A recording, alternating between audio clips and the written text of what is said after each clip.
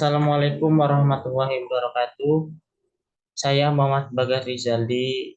Di sini saya akan menjelaskan beberapa materi yang sudah saya rangkum untuk mata kuliah UAS Praktek dan Sistem Informasi Pemasaran dan Suplai Pelanggan, dosen pengampu Bambang Purnomo SEMM.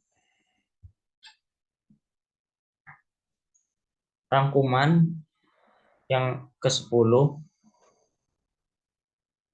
materi tentang beberapa penting sistem informasi pemasaran.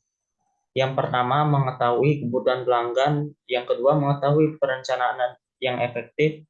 Yang ketiga, mengetahui ancaman perusahaan. Mengapa pentingnya survei pelanggan, yaitu mengetahui kualitas produk dan layanan.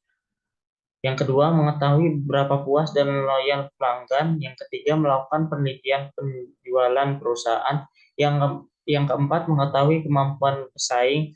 Yang kelima, menjadi sumber informasi untuk memenangkan pesaing.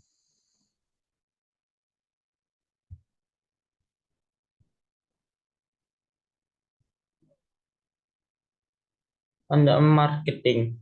Pendekatan marketing adalah salah satu model pemasaran yang bersifat pribadi atau personal.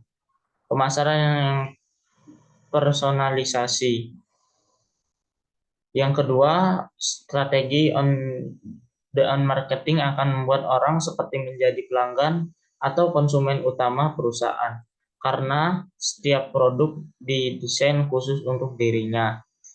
Yang ketiga, pemasaran on marketing dapat digunakan untuk meningkatkan kepuasan pelanggan secara keseluruhan, loyalitas pelanggan, customer loyalty, serta retensi pelanggan. Empat langkah empat langkah rangka on marketing.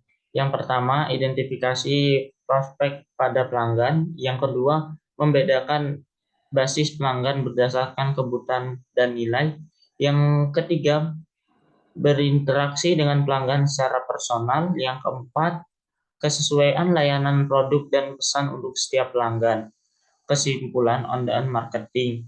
Jadi, on marketing adalah sebuah konsep pemasaran untuk mendidik target mereka secara spesifik dengan produk yang dibuat khusus untuk mereka. Dan tentu saja dengan pesan komunikasi yang juga dibuat khusus.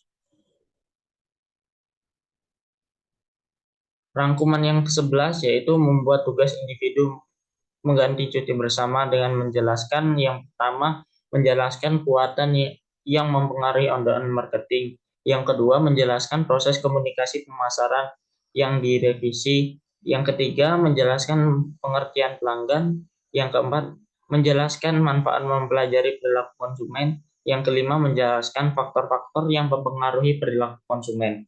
Yang keenam, menjelaskan proses pengambilan keputusan konsumen.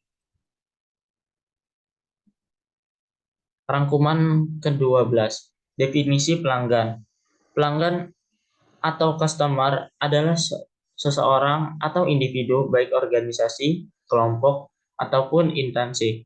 Tentu yang membeli, mencoba ataupun menggunakan produk atau layanan bisnis kita. Memiliki pelanggan sebanyak-banyaknya merupakan tujuan dari setiap bisnis untuk meningkatkan pendapatan. Menciptakan pelayanan yang loyal adalah inti dari setiap bisnis. Suatu bisnis disebut sukses jika berhasil mempertahankan dan membutuhkan pelanggan. Pelanggan merupakan satu-satunya alasan perusahaan membuat pabrik, memperkerjakan karyawan, menjadwalkan rapat, membuat jalur optimal atau melibatkan diri dalam aktivitas bisnis manapun. Perilaku konsumen menurut Color and Color 2008. Perilaku konsumen adalah studi bagaimana individu, kelompok, dan organisasi memilih membeli, menggunakan, dan bagaimana barang, jasa, ide, atau pengalaman untuk memuaskan kebutuhan dan keinginan mereka. Manfaat perilaku konsumen yang pertama, menarik pembeli lama, yang kedua merencanakan strategi pemasaran, yang ketiga memprediksi tren pasar, yang keempat mengetahui kompetitor, yang kelima menciptakan inovasi baru, yang keenam meningkatkan customer service, yang ketujuh meningkatkan customer royalitas. Faktor faktor apa saja yang mempengaruhi perilaku konsumen? Yang pertama, faktor psikologis. Faktor psikologis dalam konteks perilaku konsumen bisa diartikan sebagai gaya hidup. Yang kedua, faktor sosial. Faktor selanjutnya adalah faktor sosial. Faktor ini terbagi ke dalam beberapa kelompok seperti pendapatan, pendidikan, kelas sosial, dan sebagainya. Yang ketiga, faktor pribadi. Aspek pribadi dalam perilaku konsumen lebih dikenal dengan demografis. Hal ini meliputi umur, jenis kelamin, dan pendapatan. Yang keempat, yaitu faktor budaya.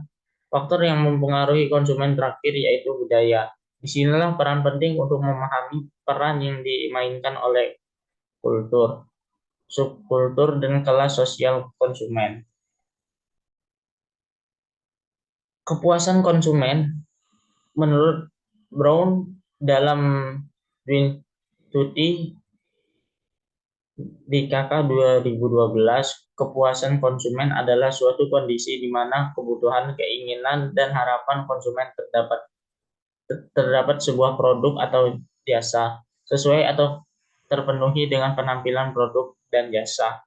Indikator kepuasan konsumen yang pertama, beberapa bagus produk kita, yang kedua berkualitas pelayanan yang kita berikan, yang ketiga harga produk kita sudah puas atau belum, yang keempat kemudahan untuk membeli produk, yang kelima bagaimana kita memberikan, apakah materi iklan kita mudah dipahami atau oleh konsumen. Rangkuman yang ke-13, service channel dan kepuasan pelanggan. Pelayanan atau servis adalah sikap yang berorientasi pada pelanggan dari penyediaan produk, barang, atau jasa. Memahami kebutuhan dan harapan pelanggan, mengembangkan produk, barang, atau jasa yang sesuai dengan harapan pelanggan. Yang ketiga, menyampaikan delivering produk pada layanan, membantu pelanggan dalam mengatasi masalah. Service excellence yaitu pelayanan yang baik. Yang kedua, harus sesuai dengan standar. Yang ketiga, bertujuan memberikan pelayanan yang dapat memenuhi dan memuaskan pelanggan serta berfokus pada pelanggan. Pelayanan prima yang tidak hanya memenuhi kebutuhan dan harapan pelanggan, namun juga dapat melampaui secara terkontrol dan berkeseimbangan. Sasarannya tidak lagi kepuasan tetapi loyalitas pelanggan.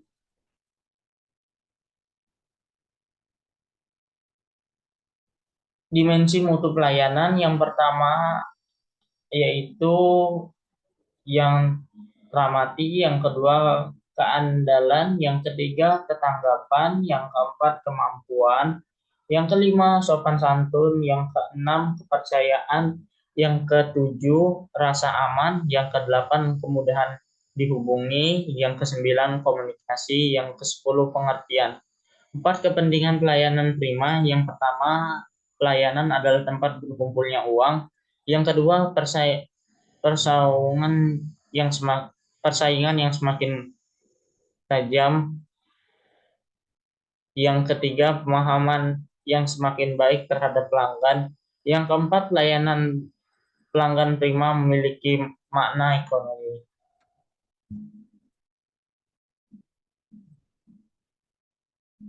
Indikator pelayanan prima yang pertama adalah kesederhanaan, yang kedua kejelasan dan kepastian, yang ketiga keamanan, Yang keempat, keterbukaan. Yang kelima, efisien. Yang keenam, ekonomis. Yang ketujuh, keadilan. Yang kedelapan, ketetapan waktu. Yang kesembilan, kebersihan.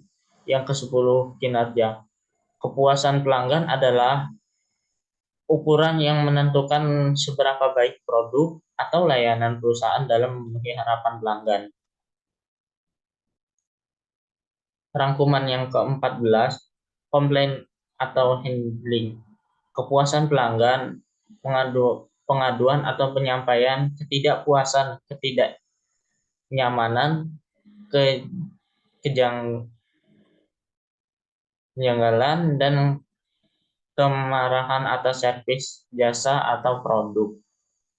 Komplain konsumen berkaitan dengan produk atau jasa dan layanan penting yang diatasi. Komplain yang tidak ditanggapi secara memuaskan bisa menyebabkan hubungan negatif atau konflik. Pentingnya memengaruhi keluhan konsumen. Yang pertama, mengenal karakter konsumen. Yang kedua, mengklarifikasi keluhan. Yang ketiga, memudahkan memilih solusi. Yang keempat, meningkatkan profesionalisme karyawan. Bentuk dan jenis komplain, yaitu yang pertama, mechanical complaint atau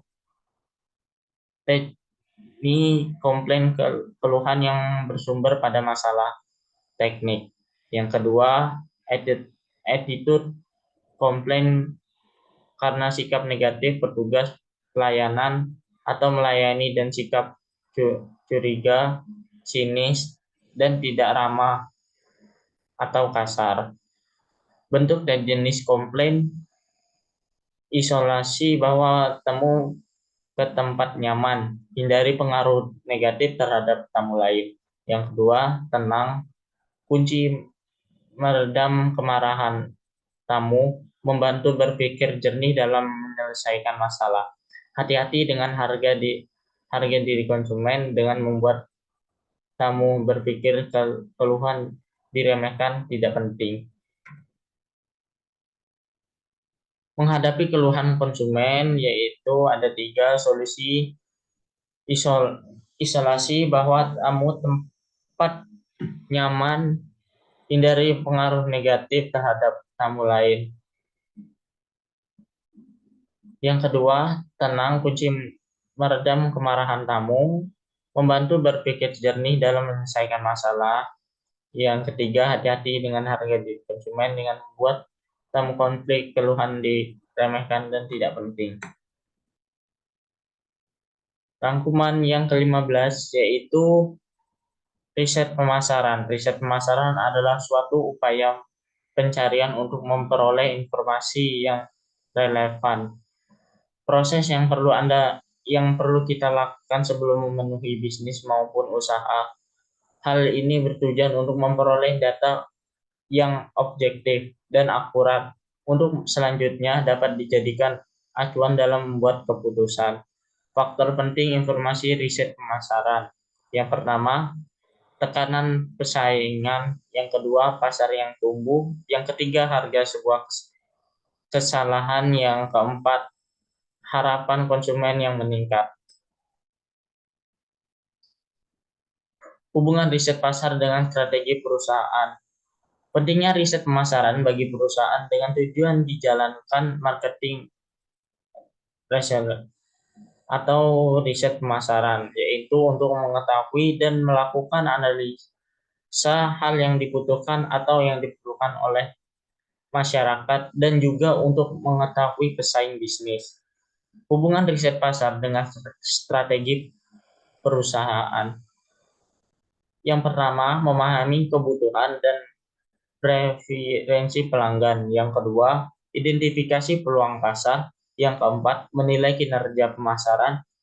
Yang keempat, mengidentifikasi pesaing. Yang kelima, mengembangkan produk dan inovasi. Fungsi riset pemasaran, yang pertama, mengidentifikasi peluang. Yang kedua, memahami konsumen. Yang ketiga, mengevaluasi kinerja produk atau layanan. Yang keempat, mendukung pengembangan produk dan inovasi. Yang kelima, membantu lingkungan bisnis. Mengembangkan rencana riset pemasaran dibagi menjadi 5. Yang pertama, sumber data. Yang kedua, mendekatkan riset. Yang ketiga, instrumen riset. Yang keempat, perencana pengambilan sam, yang kelima, metode kontak. Rangkuman yang ke-16, pertemuan ke-16 adalah pertemuan terakhir dalam mata kuliah Sistem Informasi Pemasaran dan Praktek. Dalam pertemuan kali ini, dosen memberikan ujian akhir semester atau UAS berbentuk tugas individu dan kelompok. Tugas individu tersebut ialah membuat rangkuman materi yang telah dipaparkan dari pertemuan ke-9 sampai ke-15 dalam bentuk PowerPoint dan video upload ke YouTube, kemudian link submit ke WA grup dengan mencantumkan nama kita dan NIM kita sebagai bukti telah melaksanakan tugas UAS individu. Kemudian tugas UAS kelompoknya ialah memperagakan proses interview dari PT Bank BNI KCU Jambi, posisi dengan dilamar kredit analis. Terdiri dari 2 orang, yang pertama sebagai pewawancara dan yang wawancara dan 1 orang sebagai interview. Kemudian tugas dibuat dalam bentuk video, upload ke YouTube, lalu submit ke WA group dengan mencantumkan nama kelompok sebagai bahwa bukti kita membuat tugas UAS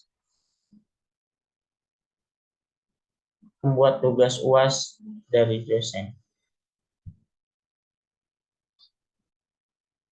Baiklah, itu saja yang dapat saya sampaikan. Kurang lebih mohon maaf. Wabillahi taufiq wal hidayah. Wassalamualaikum warahmatullahi wabarakatuh.